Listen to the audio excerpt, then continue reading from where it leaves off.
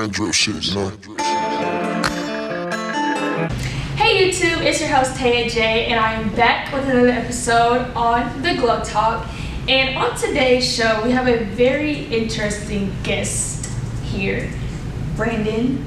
Yes. Is in the building, so you go ahead and introduce yourself. Yeah, you know what I'm saying? It's Brandon. It's real good to be here. Appreciate it. I'm on the Glow Talk.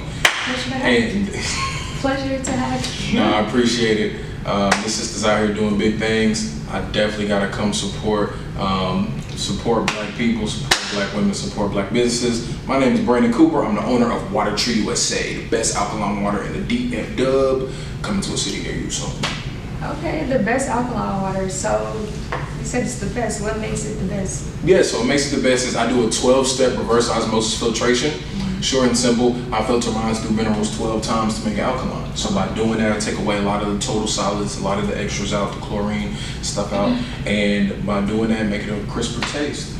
And then out your body quicker, help detoxify, hydrate you faster, all that good stuff. Okay. Anybody that's thinking about starting, the alkaline diet, which step do you think they should take first? Drinking alkaline water or starting on the alkaline foods, or does it just play hand in hand? Yeah, so definitely it plays hand to hand because the whole goal is to increase your body's pH to rid your body of mucus, right? Okay. Because different viruses and bacteria dwell in acidic environments, which builds up mucus in your body, which is very important at a time like this when everybody's more health conscious, especially with Corona. You have loved ones that you want to protect, right? Right. So overall, going through life, you want to get more berries, more green leafy vegetables. You want to do the rainbow on your plate, so to speak, where you want to get every color on there. You want to drink alkaline water. You want to keep your body ready because you don't know what's out there. Different things are mutating, strands here and there.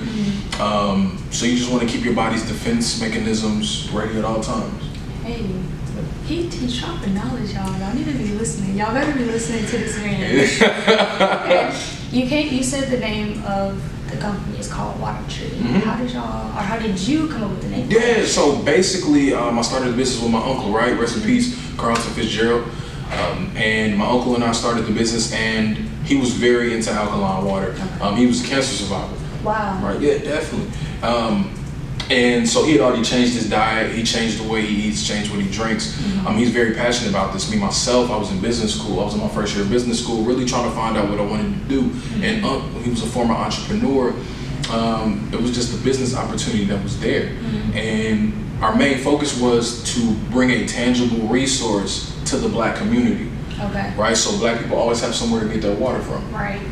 So the name WaterTree USA just kind of came about because we wanted something that's universal that could be known, and we can put something like this anywhere, right? So we're not limited to a specific location or anything like that. So I think the name kind of stuck as well, especially bringing one down here to the DF Dub, and just kind of carrying out the vision and the dream. I mean, that's how everything kind of came about. So it was a long process. It was a year of prep work before, and I officially opened my doors August 8th, 2019. So I'm about a year and 5 months in. Wow, congratulations. Oh, appreciate it. And then there's more to come.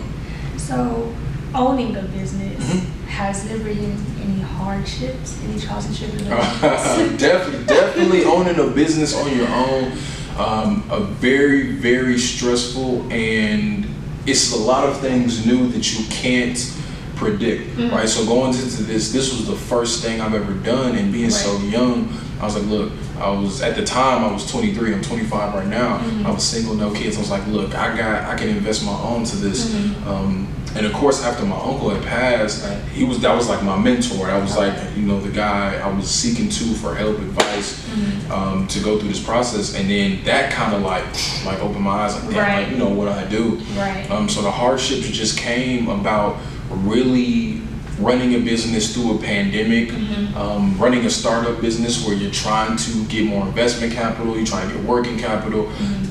We make a lot of mistakes, right? So I make mistakes every day, but it's learning from those mistakes. Right. And some days are harder than others, right? So I mean, you wake up, and owning a brick and mortar store is different, right? So I got bills and excess expenses Right. that I have to pay. Right. And just meeting deadlines, different things are due. You're responsible for a whole lot more, and at times it can be overwhelming, right? Yeah. But I just feel like I'm in this position because this is where God wanted me to be, you know. And I feel like once I find this out and once I figure this out and go forward, I think that I can help write the blueprint for younger Black people in the future who are going through different phases and stuff like this, and I can help them and I can be a resource, right? Okay. Because you oftentimes you wake up certain days, you're like, wow, like, is this really what I should be doing? Right. Like, you know, you have people telling you, well, you got degrees, so why don't you just get a regular job? It's like, but it's different working for yourself. Yeah. Like, this is mine. Right. And I mean, certain days you question yourself, you know, you low on money certain days because you invest in everything in here. You got different feelings, you got different emotions. Right. So it puts you in a position where you really find out the people who really do care for you and care about you. And you also push yourself to the test because I can't call anybody. Like, it's just me. Right. When Okay. when you working from somebody else, you mess up, make a mistake. You got somebody you can call. Yeah, but like here it's like, I gotta figure it out. Yeah. You and your uncle were the only two business owners in your family, or? Oh, no. So my business owner, my grandfather actually, Kenneth Williams, Okay. he's a business owner, one of the first Black men to own his own cleaners wow. in Chicago. So he did his thing on that one. And I looked to my grandfather for advice as well. Okay. Also my uncle, his son, my mom's brother, Right. Michael Williams, shout out to Uncle Mike. He owned his own restaurant. He's a chef, big time chef in Oklahoma. Okay. So those two are also people that I look to for advice and different things like that, and just know that I'm not alone Right. in doing this. And I know one of the things you see is like Black society as a whole isn't led by its entrepreneur class. You're exactly right about that. So You're exactly so right. it's like you don't. It's very few people who you can call or hit up or discuss in a matter of different things. Especially having an LLC, it's a lot of legal work, a lot of taxes, a lot of different things. Even how hard it is to even hire employees, because you got to do the payroll tax, you got to draw up documents and stuff. Right. So I just think as Black people, as we're coming up of age, like our generation, right, we're seeing the effects of. It's no longer the days of go to school, make good grades, get a good job. Yeah. Right. That day is pretty much over. So now I think we have a lot of different portals that whatever your passion is, you can somehow monetize it. You know, for example, when we were young, you know, our parents used to be like, "Why are you in the house playing video games?" Right. Like, well, Right. you can be a millionaire playing video games, sitting in the house all day now. So it's like, what? Yeah. But I think it's a lot of good things from Black men and Black women. Right now, just this younger millennial generation that just has so much energy and eagerness to really get out there and just change the world. So, especially with people like yourself, different media outlets, you know, you're doing your thing on Clubhouse as well. I mentioned the Clubhouse. We ain't seen the Clubhouse. Hey, this is Queen Clubhouse right here. She didn't even know I was following her on Clubhouse. That's how much clout she got. You know what I'm saying? Yo, I do not have clout on Clubhouse. Nah. You know what I'm saying? So. Yeah, I just feel like it's a tide shift and it's a lot of different energy now, and it's something that it's a long time coming as Black people. In your opinion, how important is it to have support in the Black families? Oh, it's very important to have support in the Black families. My parents have been married going on 28 years. Wow. In May. And I feel like that type of support system was very heavy because that's your direct foundation, right? Because you're at home with them all the time growing up. And I think so many messages are put out here in the media, and there's so many stereotypes that we have that destroy and downplay the fabric of the Black family. Now, everybody doesn't have parents that were married or what have you, but everybody has a support system, and I feel like that's your first line of how you build your emotional and mental health growing up, right, is your family. So I feel like that's very important because if you have somebody that can believe in you and that can support you through thick and thin, but also get on you when you're messing up, but know that this is in good faith, and that's the best thing that you can have for you and in your corner. So I'm grateful for my family for always being there and always holding me accountable and always making sure I'm seeking new heights. And that's very important in the Black community because we haven't healed from slavery, right? So You're right. we go from slavery to Jim Crow to the breaking up of the Black family and all this stuff. Right. And it's so many messages that derail the Black men and Black women relationship experience. Exactly. Right? And it's not all the time always going to be perfect. You're not always going to have a perfect relationship with your parents or with your siblings or with your loved one or significant other. But as Black people, we have to understand that when we come together, nobody can stop us. So when we have that support system and we all on one accord and we all are on code moving forward and making sure Black empowerment is first, and boom, sky's the limit. Yeah, you're right. You're definitely right about that for sure. You talked about the digital media and, of course, that all falls in line with tech media. So do you feel that industry will be the industry that leads the world moving forward? Oh yeah, definitely. Especially now when everybody's on quarantine, so everybody's pretty much working from home. Everybody now is always on their phone, on their laptop or iPad. Think about how important Wi-Fi servers are now. Of course, you got the 5G. Hey, whatever you do or don't believe about 5G, that's on y'all. You can start a Clubhouse forum for that. I ain't here to jump into that. I'm not here to pontificate on that. That's a big word. I read the thesaurus from time to time. Okay. but no, so the tech industry is very leading because now we do everything on the phone and we do everything on the fly. And just in Texas, Austin is starting to become the next Silicon Valley with all the different tech companies that are moving to Austin. Okay. So tech is going to be real heavy. If you can do coding, if you can fix computers, if you can fix Wi-Fi service, if you can get those going, we need Black people who are able to, and all my young Black brothers and sisters who are into this sort of thing, like STEM and everything like that. If people know how to do Wi-Fi servers and maintain them, if people know how to do data servers, data analytics, coding, all that stuff, that is going to be big moving forward because everybody's doing everything off the phone and everybody's pretty much at the crib. Yeah. Like you just sit at the crib and pretty much and don't even have to move a muscle and everything. Right, and make a living. Yeah, so that's moving forward. That's crazy going to be a big industry. Yeah, definitely. You mentioned your school background. Yes, ma'am. Could you give us a little more insight on your school background, considering that you did go to two very interesting colleges? Oh, yeah. So my undergrad, I went to Dartmouth College, Ivy League school in Hanover, New Hampshire. So the reason why I went there, coming out of high school, I had a bunch of offers for Division I football. I narrowed it down. I had offers from 4 Ivy League schools as well. So I had Columbia, Penn, Dartmouth, and Yale. And I ultimately wanted to go to Ivy League school, number 1, for the education, 2, the networking, and 3, the scholarships, right? So I would be on more of like an academic scholarship, not athletic. Okay. So if anything happens, like if I decide not to play football anymore, I get hurt or something like that, I can still go to school. Exactly. Right? Okay. And I feel like it was one of the best decisions I made. So going to Dartmouth, I saw a whole different level of life.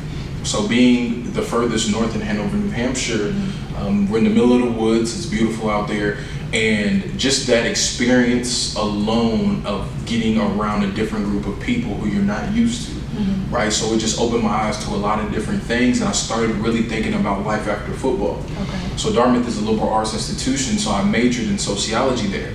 So I always knew at Dartmouth that I wanted to get into business, right? So while I was there, I was kind of teetering on and checking, okay, what master's programs can I get in outside of Dartmouth afterwards so I can build my foundation of, finance, data analytics.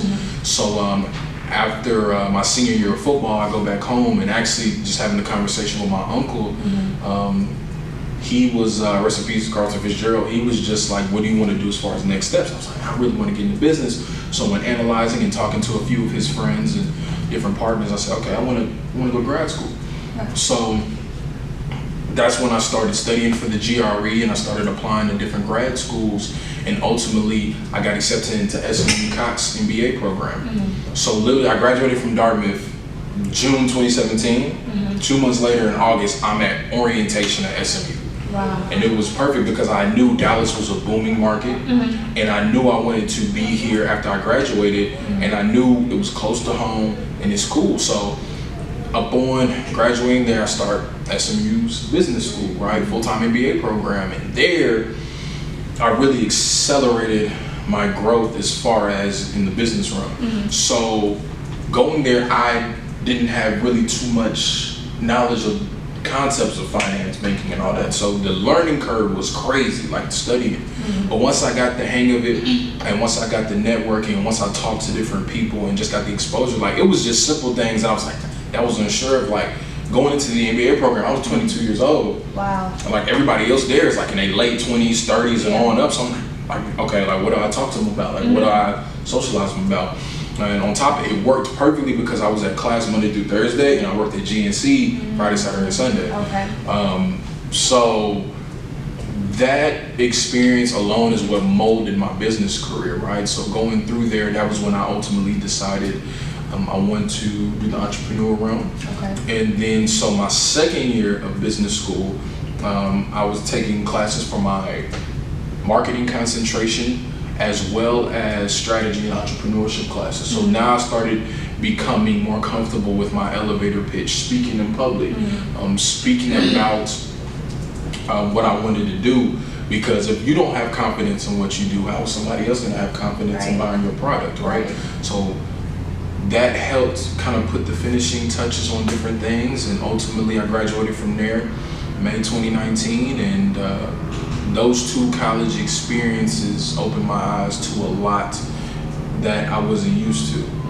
Right, so I got a kind of very diverse range of what it is. With you being a business owner and you own the business by yourself, you and your uncle started the business, he passed away.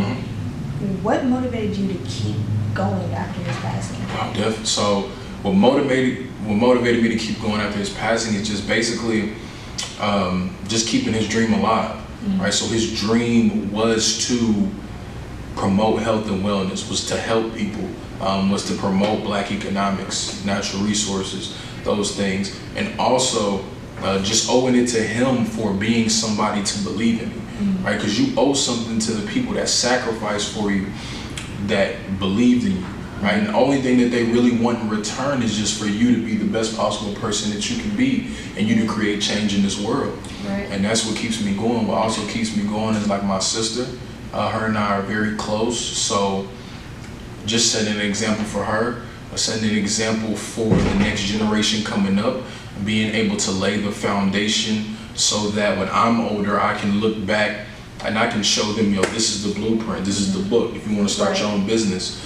And I think it's also an inner war with myself, because quitting and failure is just not an option. And like, I'll keep going. Like, I have so many goals I want to hit, I'm hungry, so it's just facing that demon in the mirror, because by going on a limb and doing this, you bet on yourself. So who can invest in yourself more than you can? And like, this is putting me to the test. Like, can I do it? Like, am I built for this? Is this me? Am I going to prove those people right who said I should just go and get a job, right? Or people who said, oh, you're just stupid for doing this, or da-da-da. A lot of people don't understand, and a lot of people are not going to understand your vision, right? Because it's your vision, right? A lot of people, I mean, as Black people, we're not led by our entrepreneur class, so not a lot of people understand what I'm doing or what I go through. You know, how hard it is to get funding. Some days you might not eat, like some days you might not have time to do X, Y, and Z. Some days, you know, you're not gonna sleep. Some days you're gonna overstress, you're gonna over-worry. Some days you might work your ass off for like a minimal reward, but you know at the end of the day you're investing in yourself, you're working on your self-development, you're getting better, and what you're doing is for a better cause. But like I said, there's so many people that believe in me that I owe it to them. So that's a lot, you know, that's what keeps me going. That's that comment you made about looking in the mirror. Like, that is deep. I think a lot of people should definitely have that moment. It's definitely needed. Have you ever wanted to quit?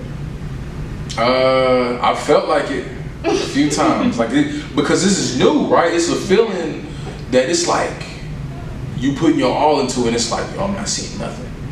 And then Corona hit, and then X, Y, Z hit, and just different challenges hit. So at times you want to quit. Like, nah, like it's that little voice in your head, like, nah. Because, like, you know, you got to look at, you know, like Nip. Nip had so much going, Nip hustle. You got to look at Kobe. Kobe grinded his ass off every day. You know what I'm saying? Like, you got to have that type of mentality every day, and you can't quit. Because, like, what if it's somebody that's looking up to me? I quit, now what?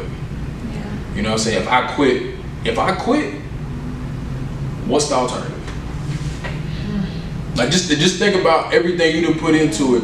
If this go down, make it go down. I'd rather this go down because I gave this 110% and it just ain't work. Yeah. I can live with that. If I gave this business 110% and I'm like, look, it just ain't work. This just can't happen. I might have to scrap it. All right, cool. Yeah. But I didn't have a quitter mindset where it's like, nah. But it's like, if this go down, I'm going down swinging. Yeah.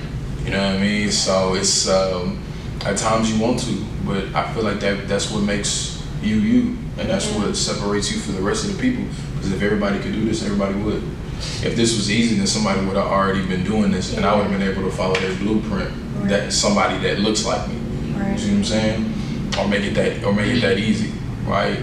And if it was easy, I wouldn't have such a hard time right now.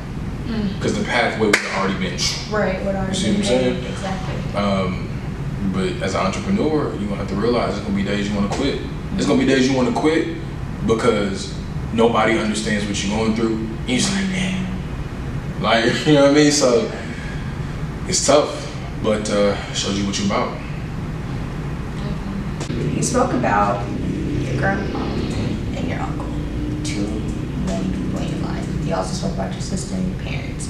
Would you say that they are your inspiration, or do you have somebody else that's, you know, it's like, yeah, I look up to them, definitely look up to them? I would say mostly it's just like my family. It's like my inspiration. I would say that.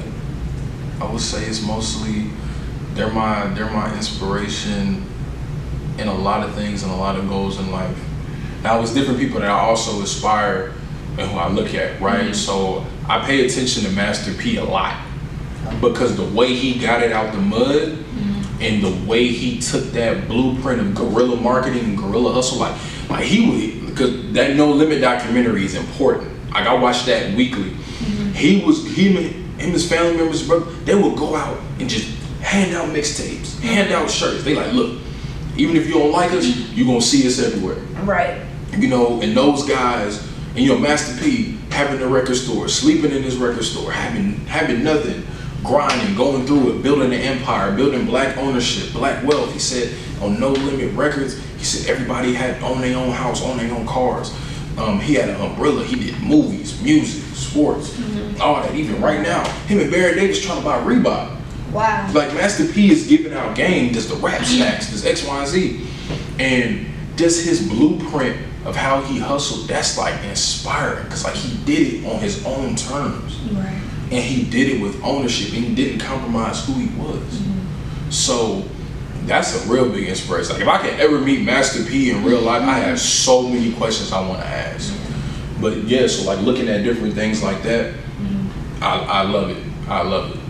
Well, look, y'all, make sure y'all spam Master P in the comments. Oh yeah, tell me get this to Master P. Hey, tell Master P to pull up now. Tell him to pull up to WaterTree in Dallas. Another question regarding the business. Do you guys just do in-store service, or do you guys do deliver and pick up? I deliver, I do all that. So like, I deliver residential, I deliver commercial.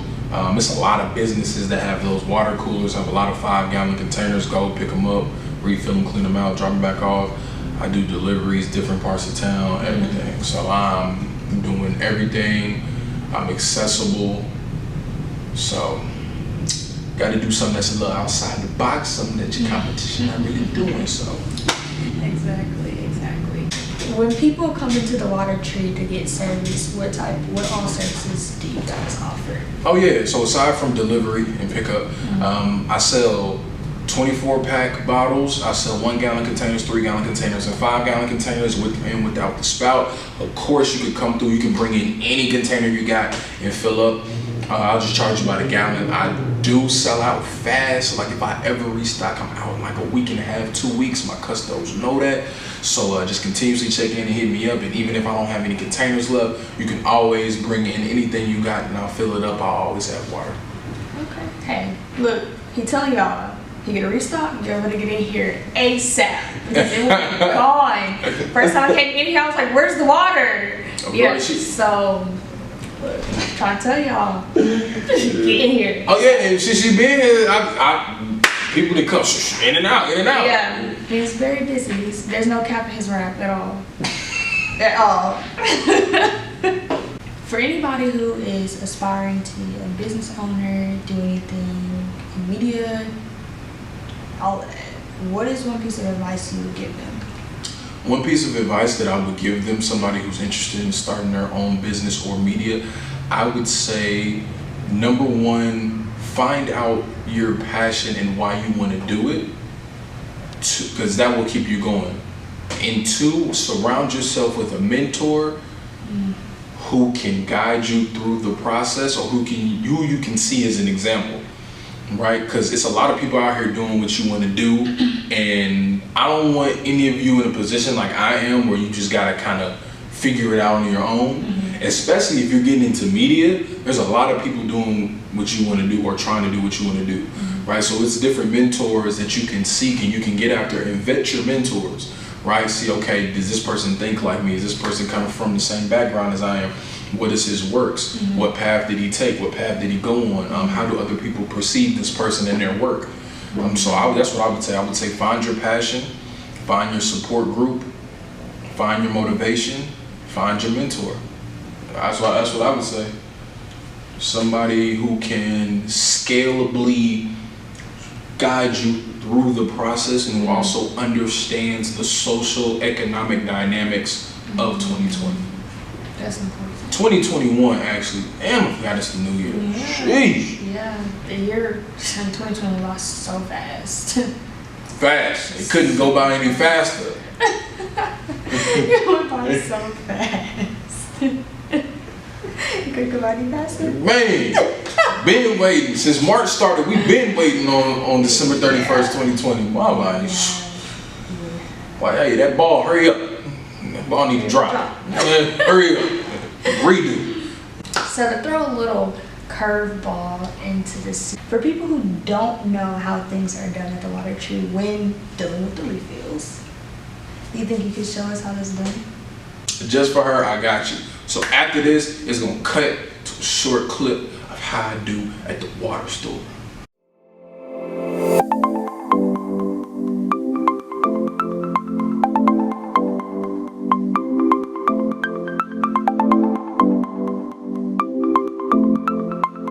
Well, thank you so much. For sure, T. I appreciate you having me on here. This is a wonderful sister, bright, intelligent, very good energy, has a lot of good things to say about her and the different people around her, because she's really out here trying to put people on, create her own media platform.